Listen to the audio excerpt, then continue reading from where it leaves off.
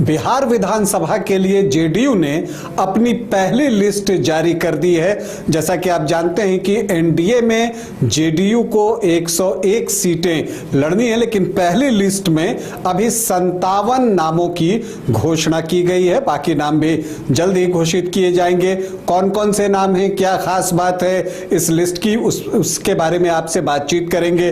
लेकिन पहले आपको बता दूं कि आप देख रहे हैं सीट स्कैनर और मैं हूं राकेश रंजन।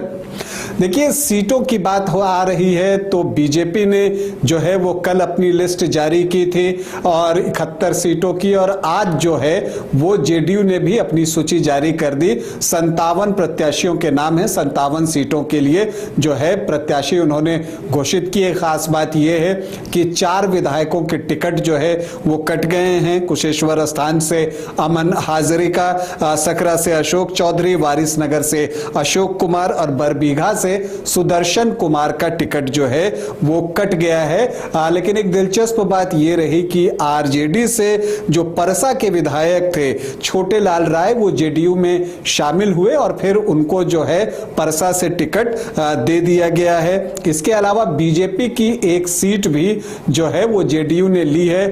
कल जब बीजेपी के सीटों की घोषणा हुई थी तो उसमें तारापुर सीट, जो कि जेडीयू की जीती हुई सीट थी, वो बीजेपी को गई थी। तो आज बरौली सीट, जो कि बीजेपी की जीती हुई सीट है, वो सीट जो है जेडीयू को चली गई है। यहां पर अगर आप देखें तो राम प्रवेश राय जो हैं वो बीजेपी के विधायक थे, तो अब जेडीयू ने यहां से मनजीत सिंह को चुनावी मैदान में उतारा है। तो अब बैकुंठपुर में जो है मिथिलेश तिवारी का रास्ता भी साफ हुआ है।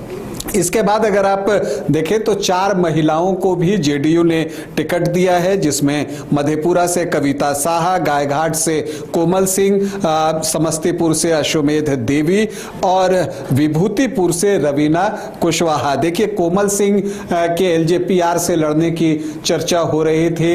कोमल सिंह जो है एलजेपीआर की जो सांसद हैं वीणा देवी, और जो जेडीयू के एमएलसी हैं दिनेश सिंह, उनकी बेटी हैं, और चर्चा थी कि वो एलजेपी के टिकट पर चुनाव लड़ेंगी और एलजेपीआर के हिस्से में ही जो है वो आपको गायघाट की सीट जाएगी। लेकिन वो जेडीयू ज्वाइन करती हैं और जेडीयू ने जो है उनको अपने सिंबल पर चुनाव लड़ाने का फैसला जो है वो लिया है। 5 मंत्रियों के नाम भी इस लिस्ट में हैं। खास बात यह है कि 30 नाम नए हैं इस बार और बाकी जो 27 नाम हैं वो पुराने हैं। एक और खास बात इस लिस्ट की ये कि एक भी मुस्लिम प्रत्याशी को जेडीयू ने टिकट नहीं दिया इन 57 सीटों पर।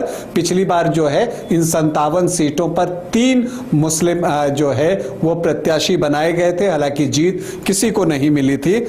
इसके अलावा अगर आप देखें तो लवकुश कॉम्बिनेशन का नीतीश कुमार ने ख्याल रखा है।